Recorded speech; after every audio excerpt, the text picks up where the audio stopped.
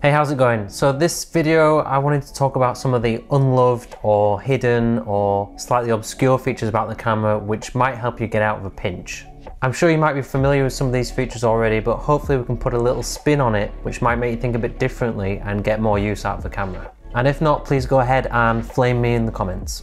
First up, we've got low bitrate modes. So if, like me, the recording format was one of the first things that you set on the camera and then you never looked at it again, you might be in for a little surprise. If you've ever gone to a shoot and realised you've left some of your memory cards at home, or perhaps you're doing an event or a wedding that's gone on super long and you didn't have enough storage for it, or you just want to be efficient with the data that you're storing, then check out this menu option, which will unlock a different kind of recording method to what the others give you.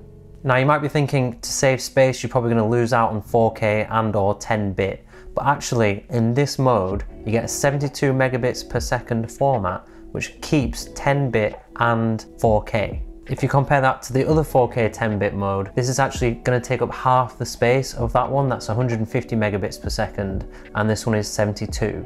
Now the reason it can do that is because it's using H.265 as the recording format, which is much more efficient as a codec. But the downside of that is when it comes to edit it, you're probably going to want to change that to a proxy unless you've got a really beastly PC. It is more intensive on your CPU, so your PC might find it a bit more difficult to edit and it might get laggy. Otherwise, there's one more caveat to consider with this. That is that it's 420 10-bit and not 422. So if you're trying to do a green screen, it might not be as super precise as the regular 10-bit 422 mode. Now in my case, when I got the camera, I switched it to the MOV mode because I'm editing on a Mac, and I thought that might be a better wrapper to use for the H.264 footage. Now what I didn't realise is that that meant I wasn't going to get these other low bitrate modes for full HD. These could save you in a real pinch if you need loads of recording time on very little space. But it should go without saying that there's going to be some kind of quality compromise at that point.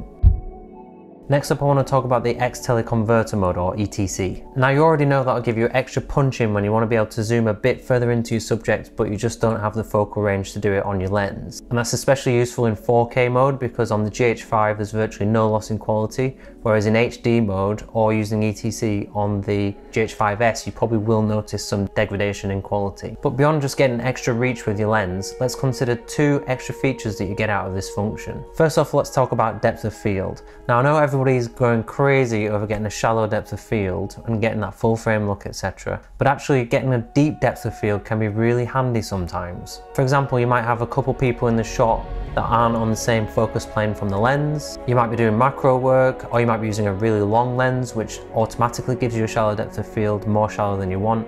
Or you could be working from a gimbal, and because the autofocus on GH5 and GH5S is unreliable, to say the least. So you want that deep depth of field for the push-in shots with the gimbal, or to allow your subject to come closer to the camera without losing focus. And another really common situation I find myself in is when I'm in a low light situation on the GH5, so I've got a fast lens on there, it's shooting wide open, but if it's anything longer than 25mm, I'm going to struggle to keep my subject in focus if it's fairly close to the lens. Sometimes that razor thin depth of field is actually more of a problem than it is a benefit. So what can you do about it? Well, in 4K mode on the GH5, I sometimes put the ETC mode on and then take steps back to keep the same framing, but I'm much further away at that point, so my depth of field has gone up. You might be surprised by how much difference that actually makes. Even on a 12mm lens, which is relatively wide, the depth of field that you get at 2 meters away at f2 is going to be about 2 meters. Now if you backed away with the camera and turned ETC mode on, you'd be stood at about 2.8 meters away,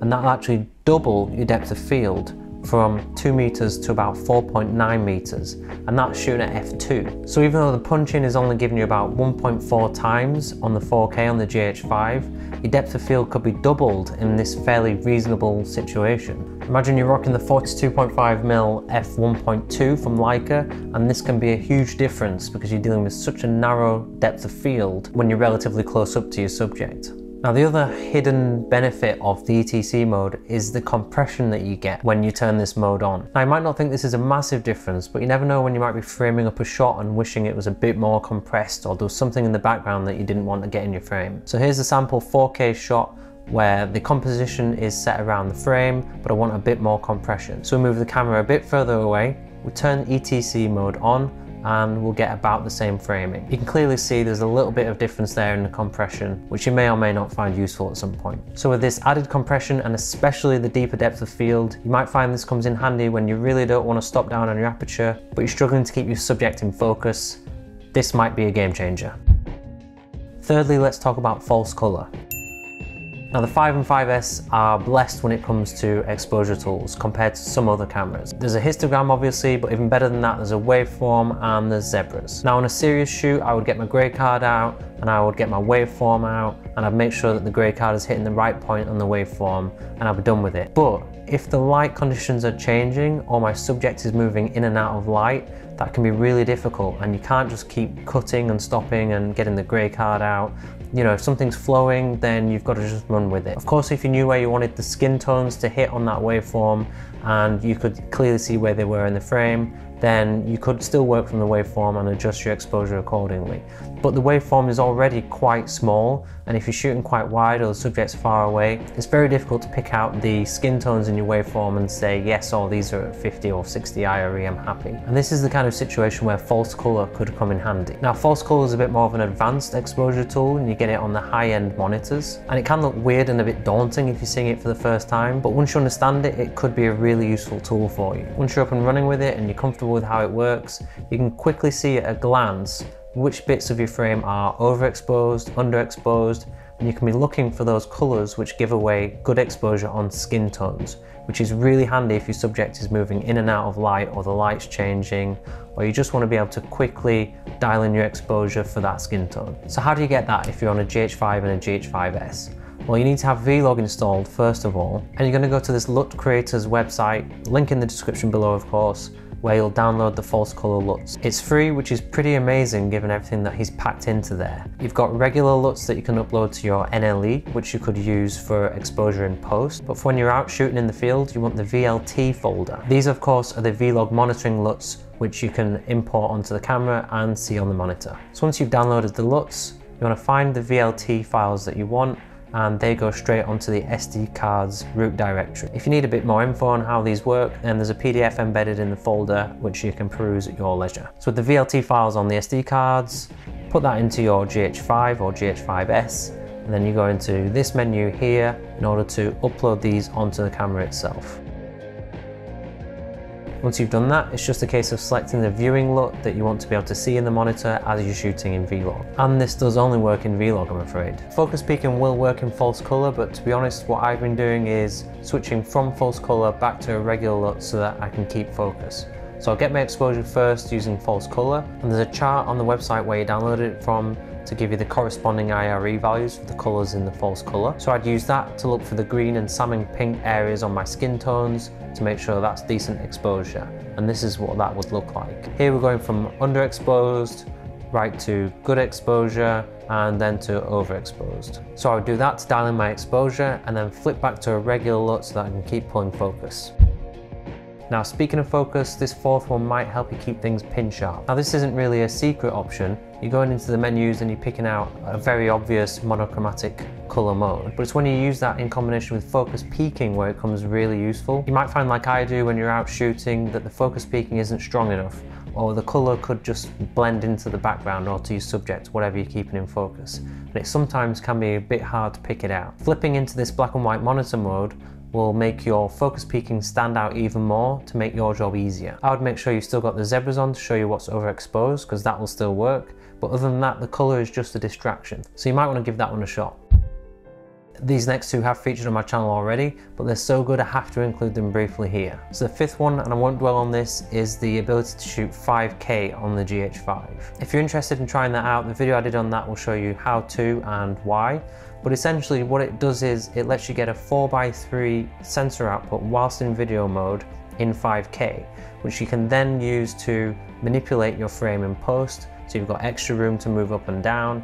Otherwise you can just condense it down to 4K and you've got a sharp image. And you can use it for a really high res way to crop in to get vertical video, maybe for Instagram, or using tilts or rotations and stuff in post. Really useful. The sixth one is also not really hidden, but it's kind of going under people's radar, I think. and that is using the VFR mode to shoot really quick time-lapse and hyperlapses. Again, my video goes into detail about that, so I won't dwell on it here, but basically it means you get to shoot at 2 frames a second, and with a slow shutter speed, that'll give you a time-lapse or hyperlapse-like blur, and it'll be really easy to deal with compared to dealing with all of the individual stills that would take to do a normal time-lapse. Compared to the regular time-lapse method, you'll lose a little bit of quality because you're not shooting raw photos, but it's so much quicker in post, it might just suit your needs and help you get to where you want to be quicker.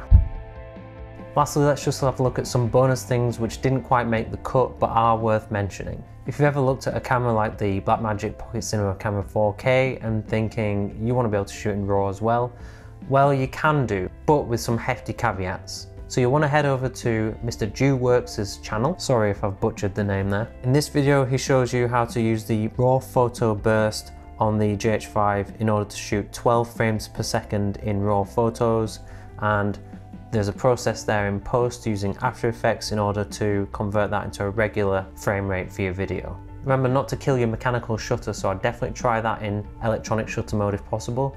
And it's just a bit of fun. It's not going to be the new way that you shoot everything, but might be worth trying out. Next up is a really quick tip, but might be quite obvious. If you dig into the menus, you get to change the file name structure so that each camera that you use can be given a different file name format when it actually spits out the files. I've been using that to differentiate my GH5S from my regular GH5 files, just because a P and all the number doesn't really mean much to me. Lastly, if you've been looking for a monitor solution but you don't want to fork out for an actual monitor, you could have a look at the Field Monitor app. Now you download this as an Aputure phone obviously, and it will use the Wi-Fi or Bluetooth connection from the camera.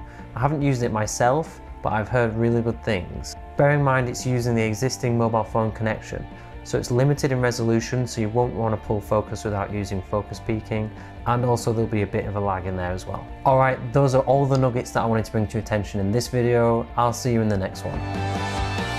On a sad note for me personally, I'm saying goodbye to the GH5S today. Couldn't really justify keeping that in the kit when I've got a GH5 and fast lenses already.